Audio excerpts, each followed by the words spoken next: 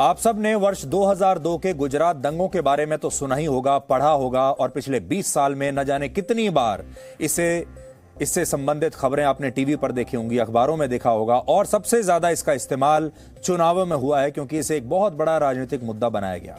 ये वो दंगे हैं जिनका राजनीतिक इस्तेमाल करके प्रधानमंत्री नरेंद्र मोदी को पिछले 20 वर्षों में न जाने कितनी बार फंसाने की कोशिश हुई। कभी अदालतों में फर्जी मुकदमे डालकर, कभी मानव अधिकारों का नाम लेकर, कभी एसआईटी से जांच करवाकर और कभी मीडिया में झूठी खबरें छपवाकर। पिछले 20 वर्षों में देश का ऐसा कोई मंच नहीं होगा जहां नरेंद्र मोदी का ट्रायल ना हुआ हो। लेकिन आज गुजरात दंगों में नरेंद्र मोदी की भूमिका को लेकर सुप्रीम कोर्ट ने अब तक का सबसे बड़ा और ऐतिहासिक फैसला सुनाया है, जिसमें अदालत ने न सिर्फ मोदी को क्लीन चिट दी है बल्कि यह भी माना है कि गुजरात दंगों के मामले को इतने वर्षों तक कुछ खास लोगों ने जानबूझकर जिंदा रखा और इसका दुरुपयोग किया और ऐसे सभी लोगों पर अब कार्रवाई होनी चाहिए। सुप्रीम कोर्ट ने अपने इस अहम फैसले के 2 पन्नों में गुजरात दंगों पर जी न्यूज की कवरेज और मेरा जिक्र भी किया है।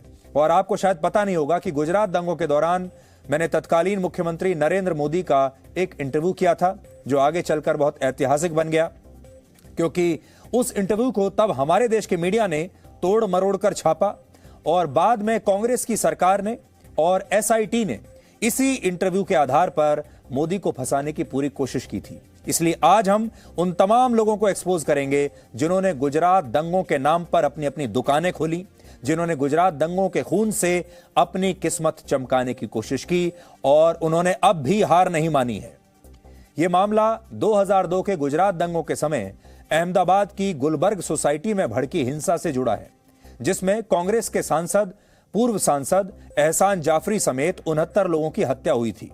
यानी हमारे देश में 20 साल तक एक खास लॉबी ने नरेंद्र मोदी को लगातार बदनाम किया और उन्हें राजनीतिक रूप से अस्थिर करने की कोशिश की और इसके लिए न्यायपालिका का पूरा सहारा लिया गया। मानव अधिकारों को लेकर हमारे देश में जो संस्थाएं हैं उन सब का सहारा लिया गया, उन सब का दुरुपयोग हुआ, मीडिया का सहारा लिया गया और इसमें पुलिस की भी पूरी मदद ली गई। और इस लॉबी ने इस केस में अपनी पूरी ताकत झोंक दी क्योंकि वो किसी भी तरह नरेंद्र मोदी को इस केस में फंसाना चाहती थी। लेकिन आज सुप्रीम कोर्ट ने भी यह मान लिया कि इस केस में मोदी की कोई भूमिका नहीं थी, उन्हें क्लीन चिट दे दी। लेकिन सुप्रीम कोर्ट ने अपने फैसले में 4 बहुत बड़ी बातें कही हैं जो आज पूरे देश को पता होनी चाहिए। पहली बात यह कि एसआईटी ने मुश्किल परिस्थितियों में भी अपना काम पूरी ईमानदारी के साथ किया। देखिए, सुप्रीम कोर्ट एसआईटी की तारीफ कर रहा है और यह वही एसआईटी है जिसने नरेंद्र मोदी को पूरी जांच के बाद क्लीन चिट दे दी थी। और सुप्रीम कोर्ट का कहना है कि एसआईटी द्वारा फाइल की गई क्लोजर रिपोर्ट में कोई खामी निकाली नहीं जा सकती। यानी सुप्रीम कोर्ट यह कह रही है कि एसआईटी ने बिना किसी पक्षपात के अपना काम किया है और मोदी को क्लीन चिट देने का उसका फैसला बिल्कुल सही था।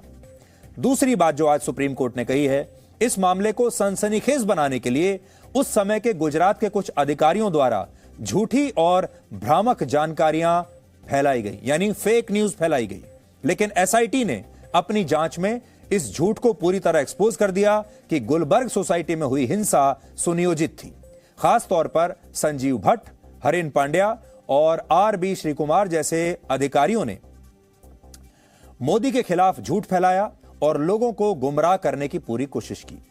और तीसरी बात, अदालत ने यह कही कि इस पूरे मामले को एक खास मकसद के तहत 16 वर्षों तक जिंदा रखा गया और इसके लिए एसआईटी की जांच से लेकर अदालत की कानूनी प्रक्रिया तक सभी पर सवाल उठाए गए और यह सब कुछ एक खास मकसद के तहत हुआ है।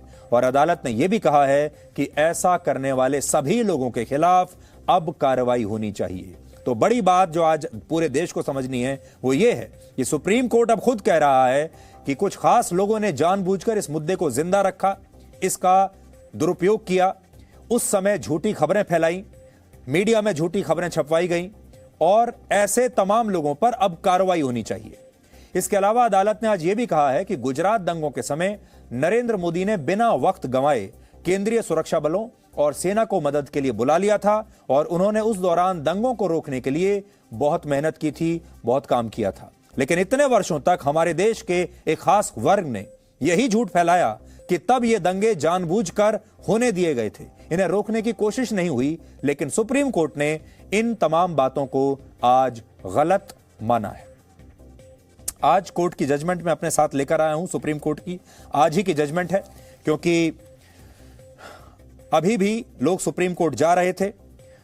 ऐसा ही एक मामला आज ये मामला फिर से आज सुप्रीम कोर्ट में पहुंचा और एहसान जाफरी की जो पत्नी है वो फिर से सुप्रीम कोर्ट गई थी। एहसान जाफरी वही पूर्व सांसद हैं जो गुलबर्ग सोसाइटी में जो हिंसा हुई थी उसमें उनकी मृत्यु हो गई थी, और उनकी पत्नी सुप्रीम कोर्ट में फिर से गई आज, और उन्होंने सुप्रीम कोर्ट से यह कहा था कि इस मामले में नरेंद्र मोदी को जो क्लीन चिट दी गई है उसकी दोबारा से जांच होनी चाहिए। तो सुप्रीम कोर्ट ने इस याचिका को खारिज कर दिया और आज अपने फैसले में ये अहम बातें सुनाई हैं। तो आपको याद होगा, हरेन पांड्या नाम के एक नेता थे उस समय, संजीव भट्ट और आर.बी. श्री कुमार। संजीव भट्ट एक पुलिस अधिकारी थे, आईपीएस थे, और आज उन सबका नाम लिया है। We find force in the argument of the respondent state that the testimony of Sanjeev Bhatt, Haren Pandya, also Mr. R.B. Shri Kumar was only to sensationalize and politicize the matters in issue, although replete with falsehood. ये कहा है, for persons not privy to the stated meeting where utterances were alleged made by the then Chief Minister falsely claimed themselves to be eyewitnesses, and after thorough investigation by this SIT, it has come clear that their claim of being present in the meeting was itself false to their knowledge. तो ये वो लोग थे जो खुद ये दावा कर रहे थे कि वो आई विटनेस हैं, वो उन बैठकों में शामिल थे जहां मोदी इस तरह के इंस्ट्रक्शंस दे रहे थे कि दंगों को रोकना नहीं है। सुप्रीम कोर्ट ने इन सब बातों को गलत माना है। अब देखिए आगे सुप्रीम कोर्ट जो कहती हैं, सुप्रीम कोर्ट का यह भी कहना है कि नरेंद्र मोदी की तरफ से कोई कमी नहीं थी एक मुख्यमंत्री के तौर पर, और उन्होंने इन दंगों को रोकने की हर संभव कोशिश की। सुप्रीम कोर्ट ने अपने फैसले में यह तक लिखा है कि उन्होंने सेंट्रल फोर्सेस को और आर्मी को बुलाने के लिए कोई समय बर्बाद नहीं किया, और उस समय जो चीफ मिनिस्टर थे उन्होंने शांति की बहाली करने के लिए पूरी कोशिश की है, ये इसमें लिखा है। आगे चलते हैं, एसआईटी की क्या भूमिका थी, जो स्पेशल इन्वेस्टिगेटिव टीम बनाई गई थी, यह भी सुप्रीम कोर्ट के आदेश पर ही बनी थी। और जब सुप्रीम कोर्ट ने एसआईटी का गठन करने के लिए कहा था, उस समय मोदी को फंसाने वाली जो पूरी लॉबी थी, जिसमें उस समय की कांग्रेस सरकार भी थी, उस समय इन लोगों ने बहुत तालियां बजाई थी, इसे अपनी बहुत बड़ी जीत माना था। और अगर आप उस समय के अखबारों को देखेंगे और उस समय के माहौल को देखेंगे तो आपको ऐसा लगेगा कि जिस दिन एसआईटी का गठन हुआ, इन लोगों ने मान लिया कि अब तो एसआईटी नरेंद्र मोदी को फंसा ही देगी, अब उनका जेल जाना तय है। तो इन्होंने उसी दिन से सेलिब्रेट करना शुरू कर दिया था, उसी दिन से तालियां बजानी शुरू कर दी थी।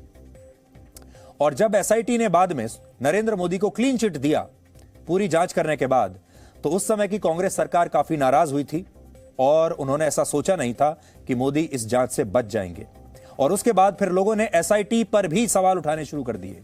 कहा गया कि नहीं, एसआईटी ने ठीक से जांच नहीं की। फिर इसको लेकर भी बहुत सारे मामले अदालतों में गए। अब उस एसआईटी की जांच को लेकर सुप्रीम कोर्ट, जो देश की सबसे बड़ी अदालत है, वो क्या कहती है देखिए। वो कह रही है, we express our appreciation for the work done by the team of SIT officials in the challenging circumstances they had to face, and yet we find that they have come out with flying colours unscathed. ये लिखा है इसमें। At the end of the day, it appears to us that an effort of the disgruntled officials of the state of Gujarat, along with others, was to create sensation by making revelations which were false to their own knowledge. तो supreme court ने यह मान लिया है कि उस समय गुजरात सरकार के ही कुछ ऐसे अफसर थे जिन्होंने मोदी को फंसाने की कोशिश की थी, जिन्होंने इस पूरे मामले को सनसनीखेज बनाने की कोशिश की। उन्होंने ये झूठ बोला कि उनके सामने ये सब कुछ हुआ, उन्होंने ये झूठ कहा कि वो आई विटनेस हैं, और सुनी सुनाई बातों को उन्होंने प्रचार करना शुरू कर दिया इस मकसद के साथ कि नरेंद्र मोदी इसमें फंस जाएंगे। ये क्यों हुआ? तो सुप्रीम कोर्ट खुद कह रहा है कि 16 साल तक नरेंद्र मोदी के पीछे ये लोग पड़े रहे, और फिर वो कहते हैं to keep the pot boiling obviously for ulterior design. To keep the pot boiling का मतलब है, सुप्रीम कोर्ट ये कह रहा है कि भाई ये मामला किसी तरीके से दबे नहीं, ये मामला खिंचता चला जाए, ये मामला लंबा होता चला जाए, जैसे एक टीवी सीरियल होता है, वैसे ये चलता रहे, ये इन लोगों की कोशिश थी। और सुप्रीम कोर्ट ये भी कह रहा है कि इन लोगों के अपने खुद के हित इसके साथ जुड़े हुए थे और वो इसका दुरुपयोग कर रहे थे। अब वो कहता है supreme court, as a matter of fact all those involved in such abuse of process need to be in the dock and proceeded with in accordance with law।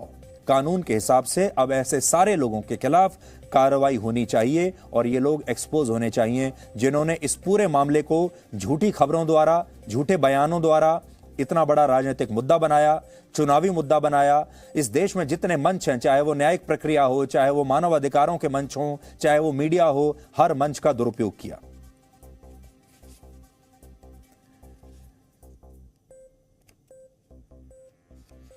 इसके बाद सुप्रीम कोर्ट कह रहा है कि to sum up, we are of the considered opinion that no fault can be found with the approach of the SIT in submitting final report, which is backed by firm logic, expositing analytical mind and dealing with all aspects objectively for discarding the allegations regarding larger criminal conspiracy।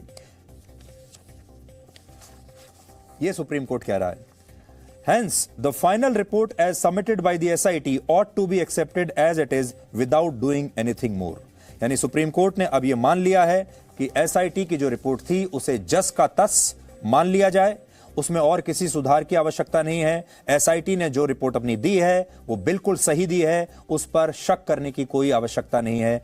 और supreme court ने यह भी मान लिया है कि SIT ने जो क्लीन चिट दी है नरेंद्र मोदी को वो बिल्कुल सही दी है। तो ये आज का जजमेंट है सुप्रीम कोर्ट का, और हमें ऐसा लगता है कि गुजरात दंगों को लेकर यह अब तक का सबसे बड़ा फैसला है, सुप्रीम कोर्ट का ऐतिहासिक फैसला है। और इसके बाद गुजरात दंगों का यह मामला जो है ये हमेशा हमेशा के लिए समाप्त हो जाएगा।